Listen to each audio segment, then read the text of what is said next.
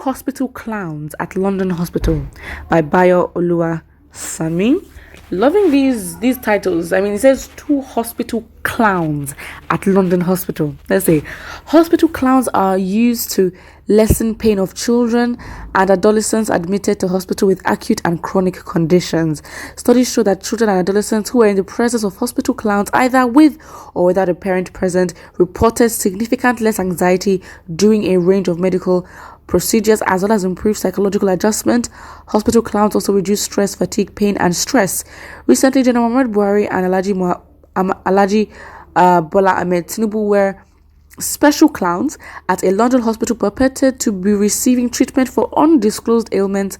Ironically, the dual nature of these 2 clowns, being both funny and stupid and horrifying, give the characters their staying power in Nigerian politics. On the surface, these 2 are amusing, but underneath they are monstrous. The photo op of the 2 clowns in London hospital that went viral must surely have provided a soothing balm for pain of other patients in the hospital.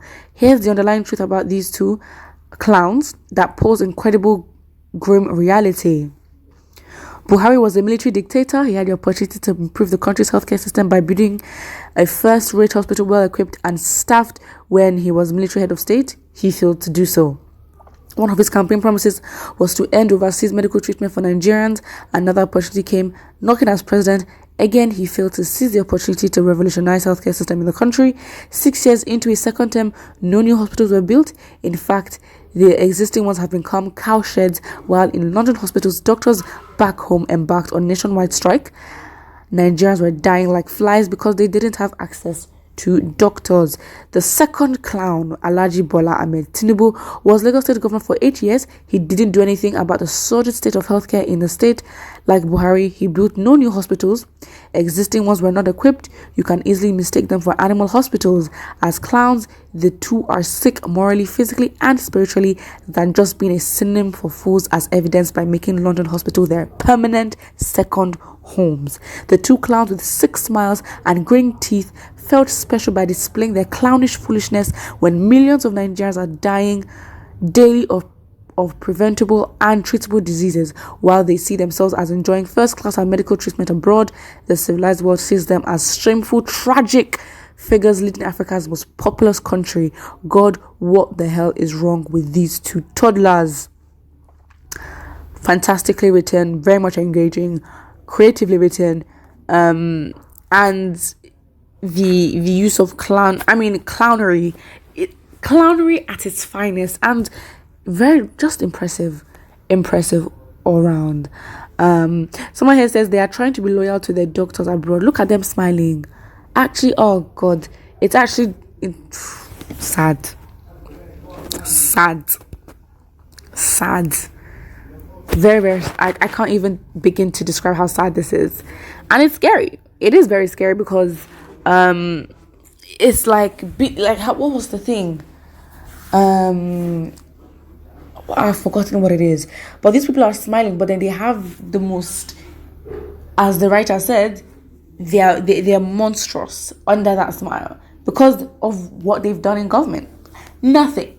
And they've been, when Buhari had the chance to be a dictator, he did nothing. Look. Embarrassing. Somebody here says, probably mentally challenged. Buhari and Tinubu to poor masses, and of course put a dog really smiling. Smiling a bit too hard. Someone says, clown is understatement, but let them manage it. Imagine. I'm just like, so sad. And they're past retirement age. They're not even meant to be working. They're not even meant to be like in that space at all. Like, why are you there? What are you looking for? Someone says it's very unfair to call these 2 elderly men clowns as they've achieved greater heights. I'm not even reading that nonsense. What? Someone says, Sahara, take it easy, you'll just calm down. No, they shouldn't, because this was a very well written news. Someone says, I see the leaders of the giant of Africa. Well, these leaders have run down that giant. That giant is now a peasant. That giant is ill-equipped. The giant is just not there. Doesn't exist anymore. Very much sad. And these are the kind of people that want to lead These are the people that employ hands and minds like Issa Pantami, and we're not scared. These are the ones that want to reintegrate Boko Haram back into society. And we're not panicking. Okay, cool. Because the signs are there, it's right in our faces, but it's like we're choosing to ignore it. And I don't think we're understanding and taking this with the utmost severity that it deserves. Especially with the North. With the North, some northern farmers have come out to say they're not going to go with, the integration or reintegration of Boko Haram into society. And as they should, they need to step up and literally be like, you know what, let's go protest. Because all this, we need to raise awareness for this. Because are you seeing what is going on in Afghanistan? Yes. And we have two people like this in London enjoying treatment that, of course, so sad. Someone here says our present and future hope president. Okay, now it's supposed to obviously be funny and sarcastic, but end it. It's not funny. Shame on them, the Aberrans. I don't even know what that means, but it is what it is. Kai, I love this headline caption.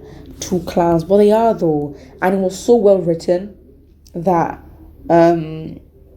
we understand that as they're hospital clowns, they're meant to release, release good vibes. They're basically meant to reduce anxiety for children. And of course, if you use the analogy of being the president and father and child kind of thing, they're not doing the same. In fact, they're going outside to be hospital clowns for themselves, not for the people that they're meant to serve, meaning the children, meaning the hospitalized ones. But then you see the analogy there. I'm not describing it as I should, but you understand what I'm talking about. And it's the irony, because under those smiles that are meant to reduce anxiety are monstrous leaders, and they have been. The evidence is there. So it's like when it comes to the area of health, it's not like as if they've done the best. It's not like as if they've not done anything. It's very sad, very scary. And yeah, this is very bad. Very, very bad. Probably mentally challenged. This is nothing but drunken journalism. Oh no, sorry, because you lack the ability and the capacity to understand creative intelligence, figurative writing. You just cannot understand it, and you call it junk because of a lack of a better word, because you just cannot relate. Sorry. Put what you think about this in the comment section below. Don't forget to like and subscribe.